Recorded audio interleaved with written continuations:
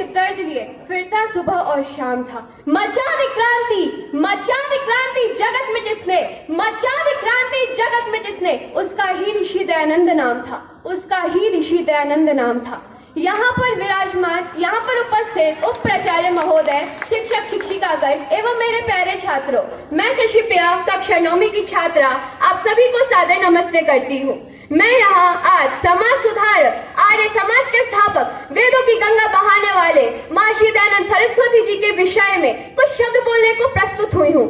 करने चली बखान में सागर रूपी ज्ञान का, करने चली बखान में सागर रूपी ज्ञान का, शब्द भी कम पड़ जाएंगे मेरे, शब्द भी कम पड़ जाएंगे मेरे उस ब्रह्म पुरुष महान का, उस ब्रह्म पुरुष महान का।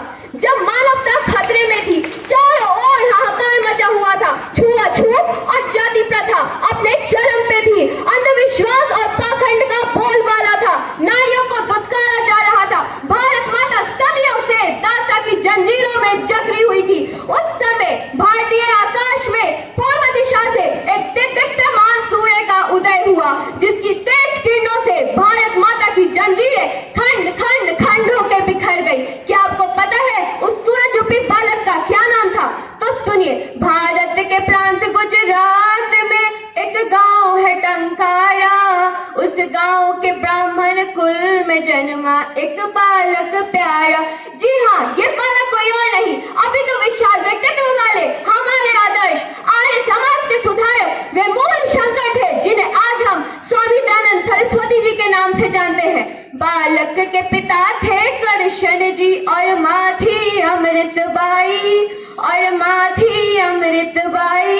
उस दंपति से हम सब ने एक अनमोल निधि पाई।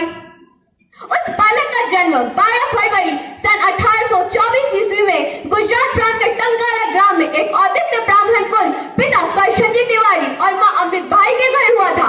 बचपन की शिवरात्रि की घटना और बहन और चाचा की मृत्यु ने उस मूल शंकर को स्वामी दयानंद सरस्वती बना दिया। स्वामी दयानंद विद्यानंद जी से शिक्षा और आशीर्वाद प्राप्त कर स्वामी दयानंद सरस्वती जी ने धार्मिक, राजनीतिक प्रत्येक क्षेत्र में क्रांति का बिगुल फूंक डाला। किसी कवि ने क्या खूब कहा है, धर्म जगत में मची क्रांति दयानंद के आने से, धर्म जगत में मची क्रांति दयानंद के आने से, सुधारकों में हुई शांति वैदिक नाद बजाने से, सुधारकों में हुई शांति वैदिक नाद बजाने से। स्वामी दयानंद सरस्वती माँ भारती के एक ऐसे सपूत थे जिन्होंने मुर्दा समाज में नए प्राण फूंकने का एक साहसी कार्य किया था।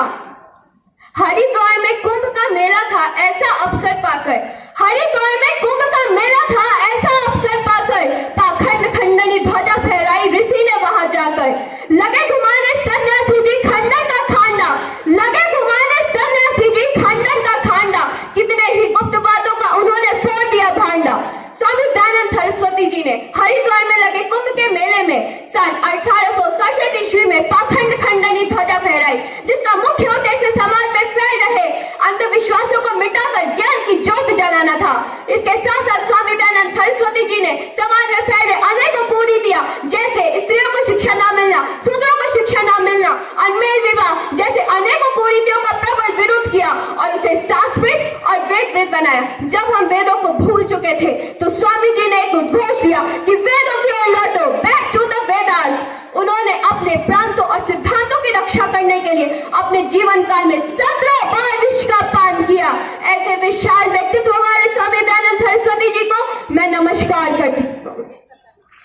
स्वामी दयानंद सरस्वती जी ने मुंबई में सन 1875 ईस्वी में आर्य समाज की स्थापना की, जिसका मुख्य उद्देश्य समाज में सुधार लाना था। पर बड़े दुर्भाग्य की बात है कि एक वेश्या ने रसोई बनाने वाले जगन्नाथ के साथ मिलकर उनके खिलाफ एक षड्यंत्र रचा, जिसमें उसने स्वामी जी के दूध में कांच पीसकर विष मिलाकर उन्हें पिला दिया, जिसको पीने के बाद स्वामी जी की तबियत बिगड़ गई। अनेकों राजवैद्य हकीमों को बुलाया गया, परंतु उनकी तबियत में कोई सुधार नहीं हुई। इन सभी को देखकर उस जगन्नाथ को अपनी गलती पे पश्चाताप हुआ और उसने स्वामी जी के समक्ष अपने सारी गलतियों को कबूल कर लिया। और हमारे स्वामी दयानंद सरस्वती जी इतने दयालु है, इतने दयामय है कि उसने अपने कातिल तक को छोड़ दिया और कुछ पैसे देकर उसे नेपाल जाने को बोला।